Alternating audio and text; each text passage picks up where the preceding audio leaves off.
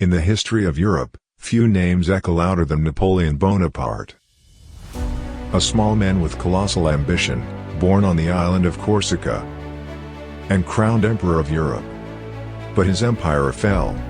And with it came rumors, secrets, and questions that have never fully faded. Did he really die of natural causes? Or was he silenced? Why did some of his letters vanish? And how did he, as a prisoner, return to power without firing a single shot?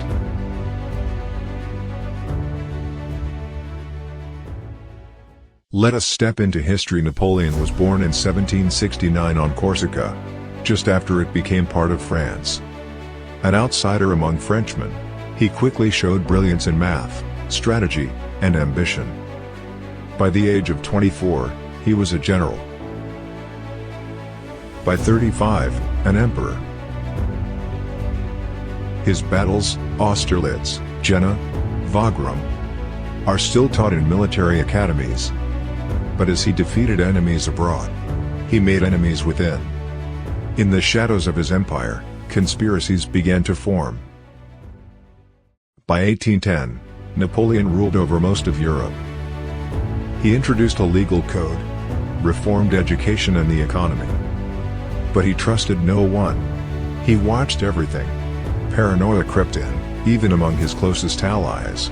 His empire was strong, but already cracking from within. In 1812, he invaded Russia with 600,000 troops. He returned with barely 100,000. It wasn't just winter, starvation and scorched earth tactics crippled his army.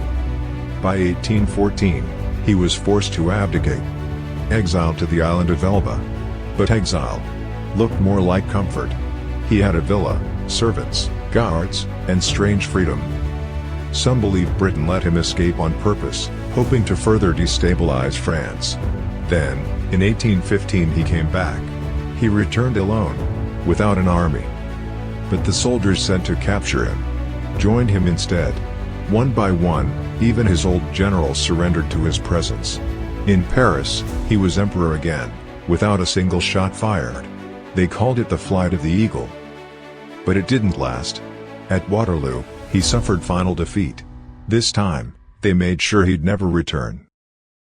He was sent to the remote island of St. Helena, lost in the South Atlantic. There, under British watch, he lived in isolation. And 5 years later, died. Official cause, stomach cancer. But later, scientists found high levels of arsenic in strands of his hair. Was he slowly poisoned? Some say, yes. Even stranger, when his body was moved 20 years later, it showed almost no decay. Some believe it wasn't his body at all. While on St. Helena, Napoleon wrote many letters and reflections. Some disappeared. In his will, he mentions a secret that Europe is not ready to know. But what did he mean? Some historians believe he had contact with secret societies, royalist factions, and knew of a hidden alliance between Britain and Russia before Waterloo. Certain letters were destroyed or sealed forever when his body returned to France. Napoleon was more than a military genius. He was an enigma, worshipped by some, feared by others. He died a prisoner, or perhaps a victim, but never a defeated man. And so today, centuries later, we don't just ask who Napoleon was. We ask, what have they hidden from us about him? If you enjoyed the video, don't forget to like and subscribe for more.